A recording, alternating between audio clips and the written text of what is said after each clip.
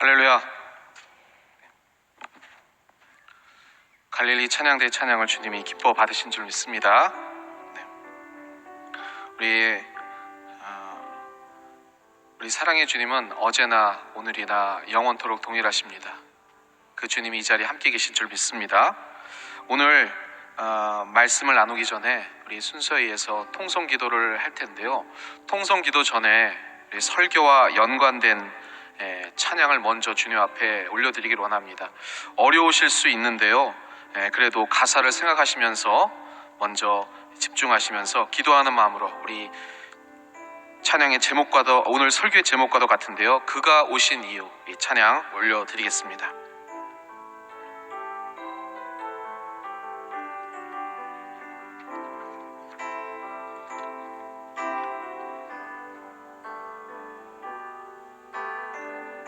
이 세상 가장 아름다운 순종의 눈물,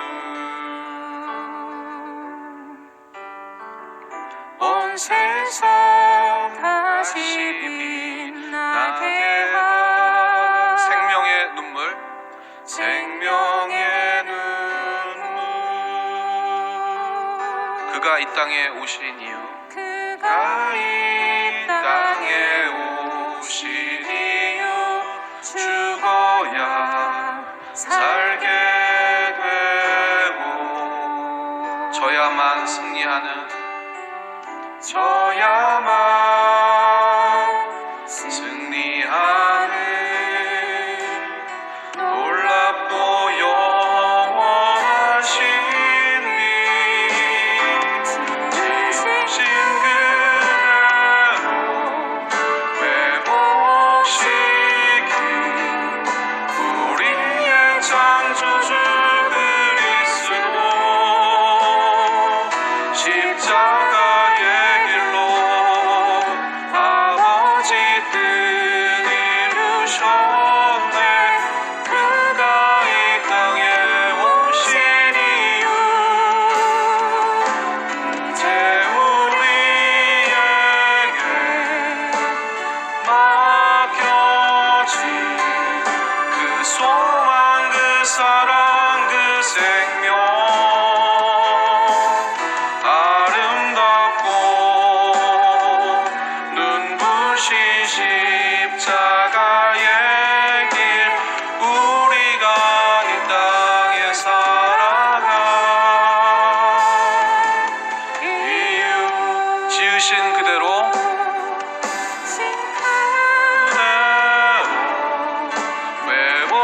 회복시킨 우리의 창조주 그리스도, 십자가의 길로 아버지 뜻 이루셨네. 그가 이 땅에 오신 이유, 이제 우리에게 맡겨진 그 소망, 그 사랑, 그 생명, 아름답고 눈부신 십자가의 길, 우리가 이 땅에 살아갈 이유. 이 시간 통성으로 기도하실 텐데요, 나라와 민족과 교회를 위해서 기도하겠습니다. 이 코로나의 상황 속에서도 우리가 꿈꾸는 그 주님의 강림으로 인한 하나님의 나라로 치유와 회복이 온 땅과 열방 가운데 임할 수 있도록 기도해 주시고, 우리 교회, 우리 신앙 공동체를 위해서 원로 목사님의 강건과 또 당장 목사님의 사역에 기도해 주시고, 오늘 이 예배를 통해서 하나님의 임재, 우리가 다시 한번 엎드려 겸비함으로 문제가 해결되고 또 성령의 충만함 받을 수 있도록 주님께서 역사해달라고 우리 주님의 성을 3번 크게 부르시고 통성으로 기도하겠습니다. 주여, 주여, 주여. 오 할렐루야. 사랑의 아버지 하나님 감사합니다. 주님께서 저희들을 사랑하시고 택하여 오늘도 주일 육부 예배를 통해 하나님 앞에 나오고자 합니다. 하나님, 주님의 사랑하는 믿음의 백성들의 발걸음 인도해 주셨사오니 오늘 다시 한번 성령의 임재를 통하여 우리의 심령을 붙잡아 주시사 우리의 모든 연약함과 그 죄악들이 사라지게 하여 주시고 주님의 임재를 통한 그 통치로 말미암아 이 땅과 열방 가운데 다시 한번 이 코로나의 위중한 상황 속에서도 하나님의 그 은혜를 힘입고 다시 한번 주님의 나라를 선포하고 우리의 사명을 감당하는 저희들 되게 하여 주시옵소서. 나라와 민족과 교회를 위해 중보합니다. 다시 한번 이 코로나가 속히 종식될 수 있도록 도와주옵소서. 주님의 치유와 회복의 은혜가 우리의 평만한 땅에 임하게 하여 주시옵소서. 우리의 신앙 우체를 위해 기도합니다. 홀로 목사님의 앱을 더욱더 강건함으로 붙잡으셔서 속히 강단에 설 수 있도록 건강을 회복시켜 주시고 당의자 목사님 아버지 하나님 건강과 사역 위에 기름 부으심이 넘쳐나게 하시사 아버지 하나님 양해와 아버지 한국교회와 아버지 하나님 세계의 복음화를 위하여 헌신하는 데 부족함이 없도록 주님께서 역사하시사 채워주시며 성령으로 기름 부어 주시옵소서. 오늘도 이 예배를 위하여 기도합니다. 주님께서 역사하여 주시옵소서. 주님의 그 풍만한 임재를 통하여 성령의 놀라운 은혜가 임하게 하여 주시고 우리의 연약함이 사라지게 하여 주시옵소서. 다시 한번 담대함으로 세상을 이길 수 있도록 주님 역사하여 주시옵소서. 그러한 믿음으로 나아가는 귀한 권속들에게 성령의 세임과 능력을 통하여 말씀을 깨달을 수 있는 성령의 지혜 내려 주시옵고 그것을 삶에 적용하고 실천할 때마다 기적의 역사 일어나도록 주님 붙잡아 주시고 역사해 주시옵소서.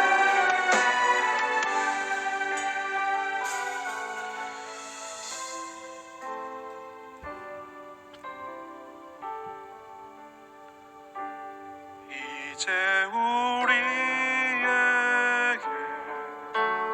맡겨진 그 소망 그 사랑 그 생명 아름답고 눈부신 십자가의 길 우리가 이 땅에 살아가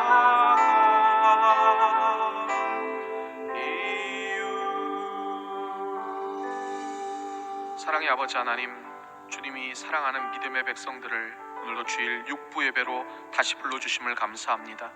우리의 심령을 다시 한번 주님 앞에 내려놓고 오직 겸부함으로 무릎 꿇어 주님의 말씀을 받고자 합니다. 말씀 가운데 역사하시사 우리의 삶의 모든 문제와 소원이 주님의 뜻 안에서 이루어지는 역사 일어나게 하여 주시옵고 우리가 중보하는 이 나라 이 민족 이 백성 또 우리의 삶의 자리와 우리의 가정에 하나님의 편만한 임재와 그 놀라운 영광의 능력이 임함으로 말미암아 다시 한번 주님께 역사되는 우리의 삶의 기적이 일어나게 하여 주시옵소서. 그러함으로 다시 한번 주님을 찬양하며 주님의 살아계심을 증명하며 부활의 증인으로서 다시 설 수 있는 우리의 신앙이 될 수 있도록 주님 함께하여 주옵소서.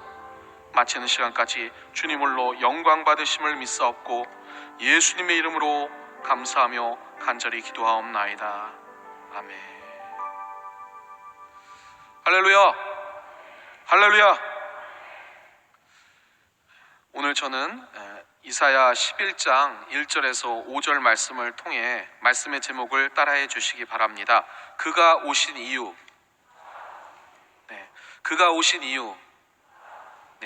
이러한 제목으로 여러분과 함께 은혜를 나누고자 합니다. 오늘 찬양의 가사가 이 설교의 전반적인 내용을 다 함축해서 나와 있습니다. 주님이 오신 이유가 무엇인지 또 우리가 이 땅에 살아갈 이유가 무엇인지 오늘 이 본문 말씀을 통해서 같이 은혜 나누고자 합니다.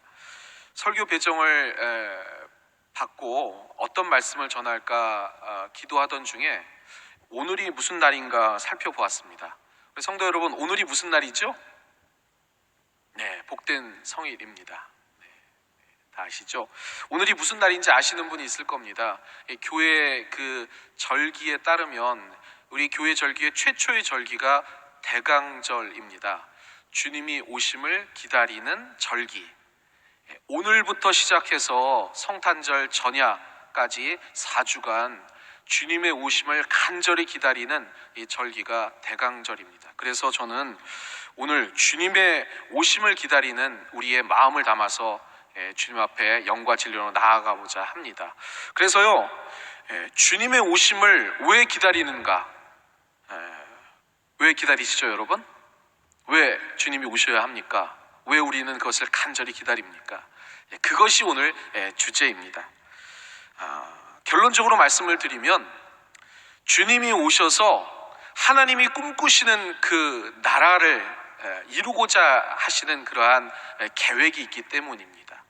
그래서 첫 번째, 오늘 본문 말씀을 통해서 우리가 나누고자 하는 것은 하나님이 꿈꾸시는 나라가 무엇인가, 왜 주님이 오셔서 그것을 하나님이 꿈꾸는 나라를 통치하시고 그리고 그렇게 역사하시는가, 그것을 좀 살펴보고자 합니다. 기독교 최고의 변증가인 C.S. 루이스가 이렇게 얘기했습니다. 우리가 짓는 가장 큰 죄악은 교만이다. 이 교만이 죽음에 덧치며 영적인 암이다. 이를 없애기 위한 유일한 방법은 하나님을 만나고 그를 알아서 우리가 교만하다는 것을 깨달아야 사는 것이다. 이렇게 말했습니다. 뻔하고 다 아는 내용인 것 같지만 우리는 교만합니다. 왜냐하면 그 교만에서부터 시작된 그 죄를 통해서 하나님과 멀어졌기 때문입니다. 그렇습니다. 성경은요, 사람이 신이 될 수 있다는 그 교만이 아니라 하나님의 성품을 닮아가는 겸손을 늘 말하고 있습니다. 이것이 우리의 삶의 진정한 방향입니다.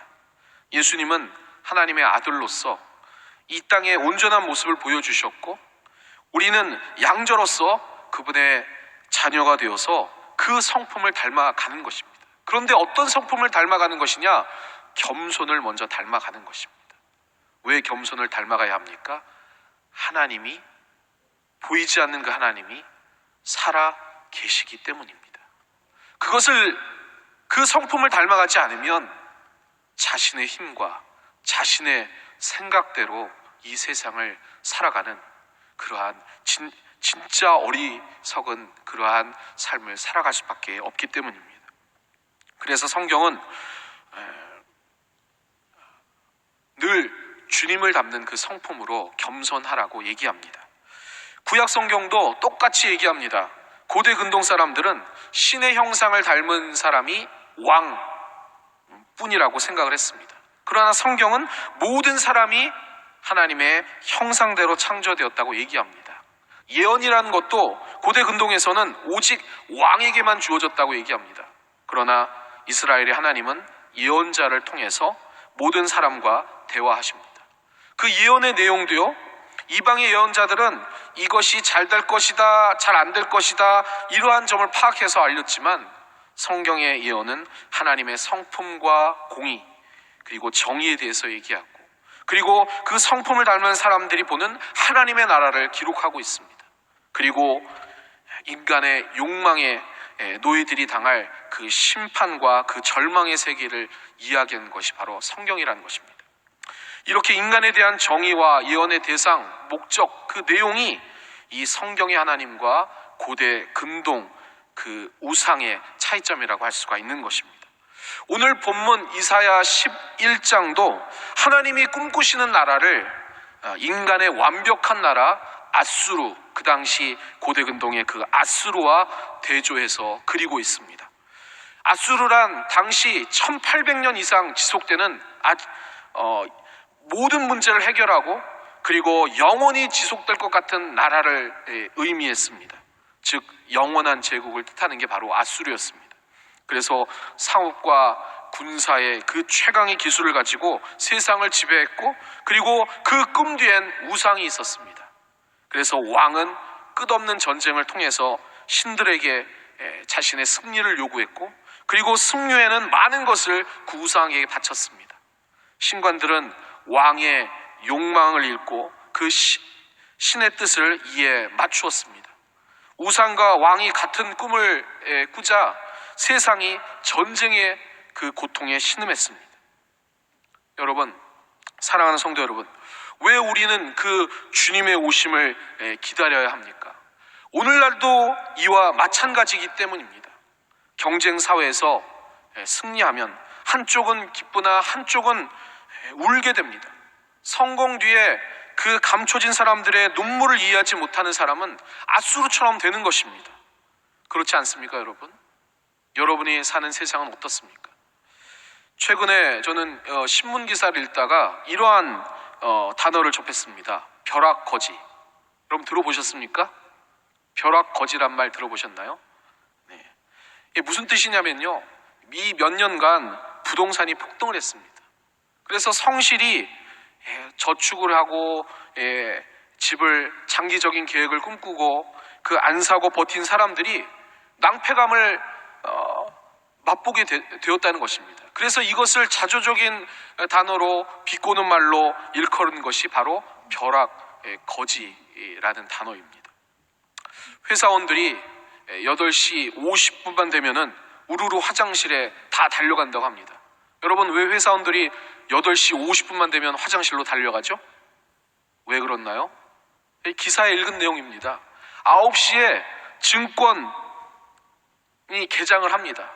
그래서 50분만 되면 상사의 눈치가 있으니까 다 우르르 몰려가서 한 자리를 차지하고 9시부터 시작되는 증권 그 개장에 맞춰서 투자를 한다는 것입니다. 하도 많이 우르르 가니까 요새 상사들이 화장실 가는 거를 그냥 그냥 이게 놔둔답니다.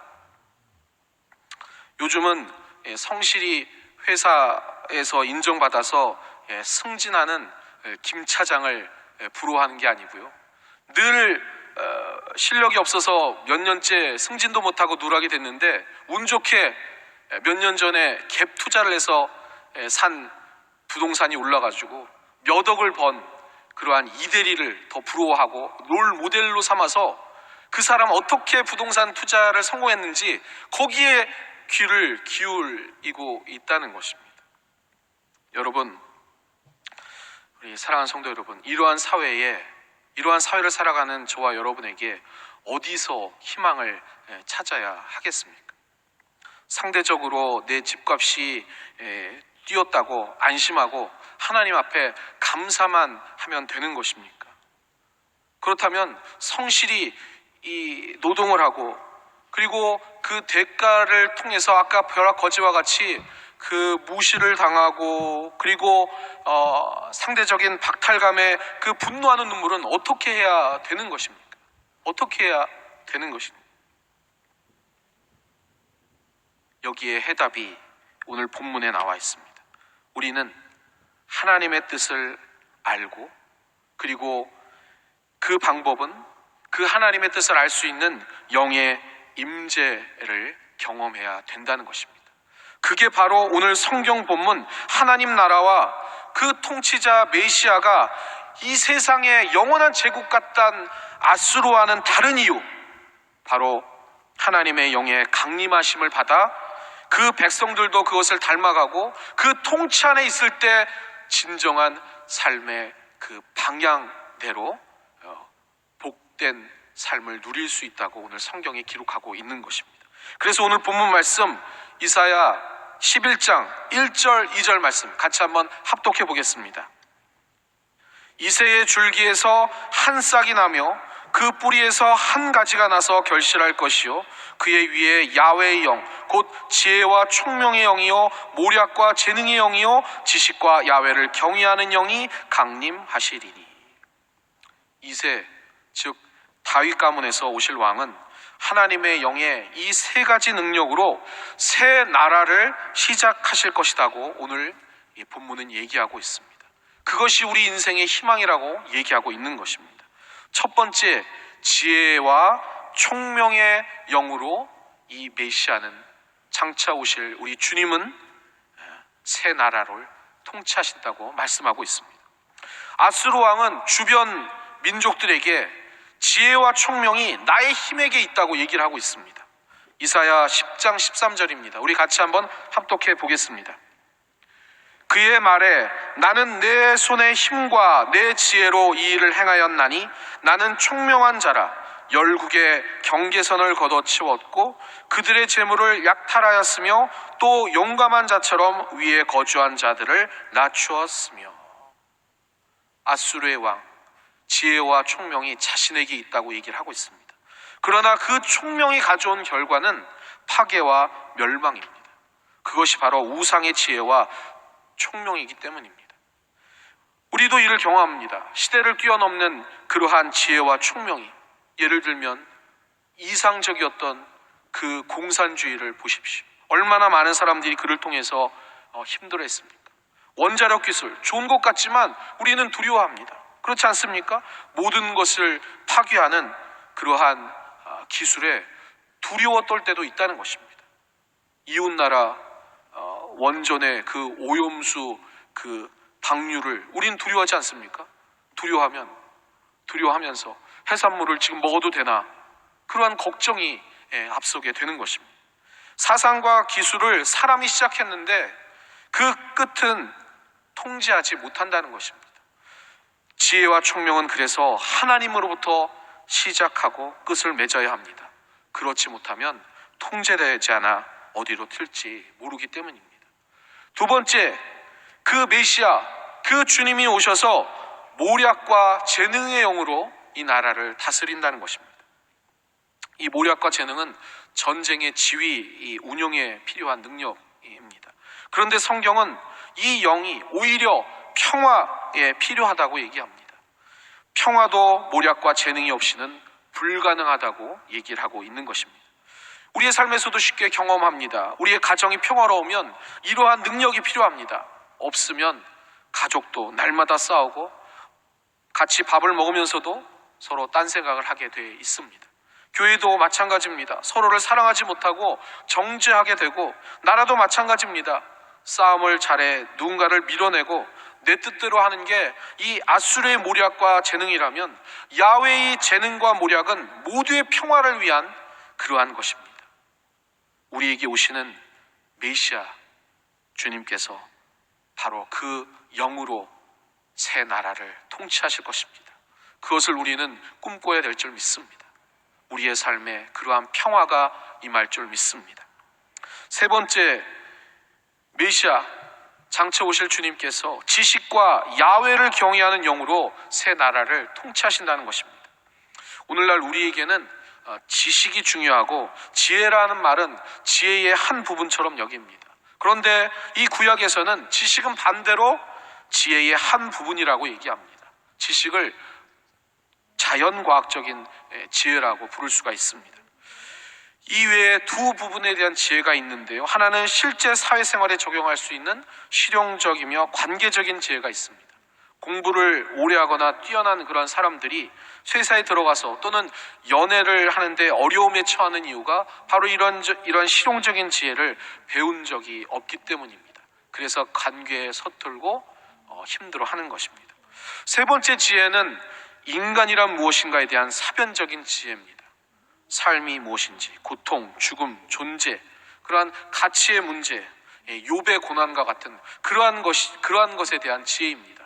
그러니까 이러한 이스라엘의 지혜는 자연과학적인 지혜, 이러한 지식, 그리고 실용적이며 관계에 관한 지혜, 그리고 사변적인 지혜를 다 포함한다는 것입니다. 여기에 최고의 지식은 바로 관계에 대한 지식입니다. 특히 어떤 지식이 최고의 지식이고 지혜인가? 하나님에 관한 지식이 그렇다는 것입니다. 대부분의 사람들은 전혀 여기에 관심이 없습니다. 인간관계를 못해서 자꾸 적을 만드는 분이 있는 것처럼 하나님에게도 그런 사람들이 있습니다. 그래서 주님이 말씀하십니다. 내 백성이 지식이 없으므로 망한다. 그럴 때 바로 이 관계적인 지식을 뜻하는 것입니다.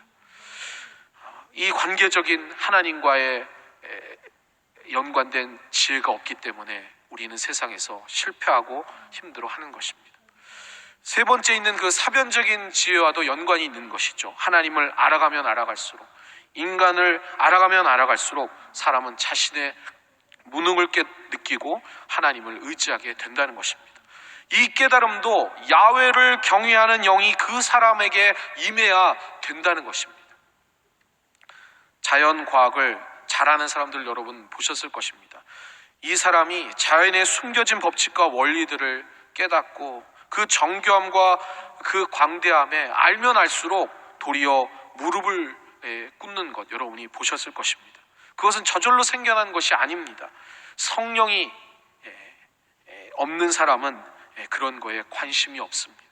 대신 자연 법칙을 자기 이익을 위한 그러한 지배를 위해서 사용한다는 것입니다. 그래서 성경은 하나님에 관한 지혜가 없거나 이를 생각하지 못하는 것이 바로 죄라고 얘기하는 것입니다. 그것은 남녀가 서로에 대한 그 관계적인 그러한 지혜를 무시하고 결혼하는 것과 마찬가지입니다. 그렇게 되면 결국 어떻게 됩니까? 상대와 엄청나게 싸우고 이혼할 수밖에 없다는 것입니다. 인간에 대한 참 이해 없이 정치 권력을 잡아도 마찬가지입니다. 이것이 바로 죄라고 할 수가 있는 것입니다. 이를 알게 하는 것이 하나님의 영의 임재입니다.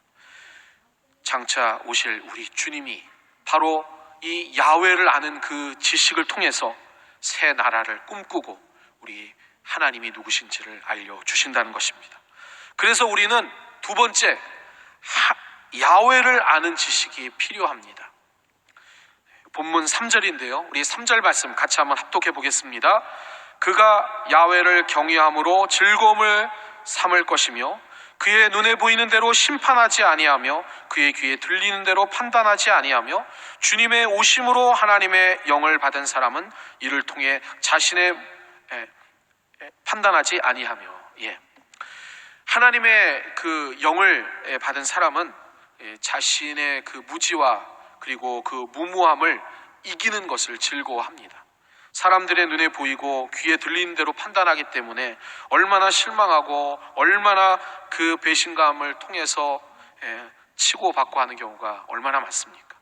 자연 과학적인 그 지식으로 사람들은 사물 안에 어떤 것이 있는지 압니다. 그러나 사람 안에 무엇이 있는지는 모르는 것입니다. 심리학자도 그래서 속습니다. 우리의 모든 실수는 눈에 보이는 대로 정죄하고 귀에 들리는 대로 판단했기 때문입니다. 그러나 하나님의 영을 받은 자는 바로 이 부분을 넘어섭니다. 기대하고 기다리며 꿈꿉니다. 이로 인해서 하나님의 영의 열매, 그 성령의 열매를 맺으며 먼저 이를 이루신 예수 그리스도의 그 발자취를 따라 이 새로운 세상을 경험하게 된다는 것입니다. 그것이 오늘 본문 말씀 바로 뒤에 나오는 이사야 11장 6절에서 9절 말씀입니다. 이사야 11장 6절에서 9절 말씀 같이 한번 합독해 보겠습니다.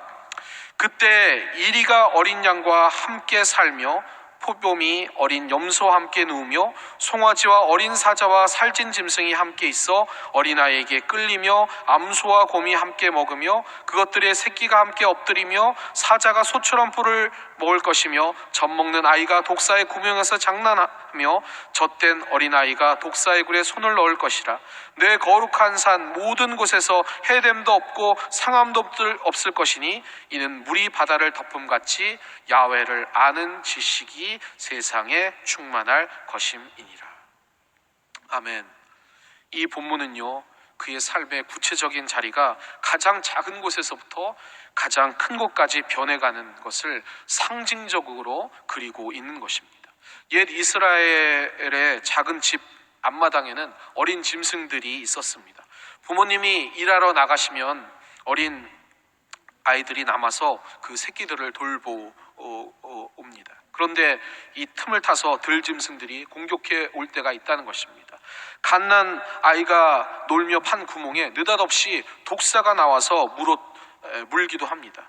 그런데 하나님을 아는 지식이 퍼지자 그 들짐승들이 온순해져서 아이들과 함께 놀고 그리고 더 이상 물지 않고 공격하지 않습니다. 변합니다. 이런 변화가 이 작은 집에서부터 수도 예루살렘까지 퍼져 나가는 것입니다. 메시아가 다스리는 나라의 성격을 보여주는 대단히 상징적인 이야기가 바로 이 본문인 것입니다. 그런데 이러한 것이 현실이 아닌 이야기에서만 일어나는 것이 아닙니다. 현실에서도 가능하다고 이야기하는 것입니다.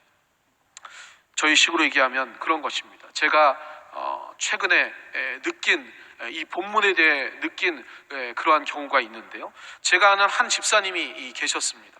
큰 기업의 그 사장 비서로서 오래 일을 했는데요. 회사의 부정과 그 비리에 정말 참기가 어려웠습니다.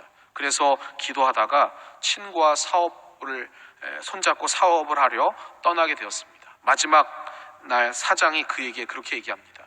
너는 성공하지 못하는 스타일이다. 너는 반드시 망하고 말 것이다. 네가 성공하려면 여기 이 유일한 일터에 머물러 있어야 된다. 근데 나가다니 너는 반드시 망할 것이다. 그러한 말을 듣고 부르르 떨리는 손으로 그 앞에 인사하고 나왔습니다.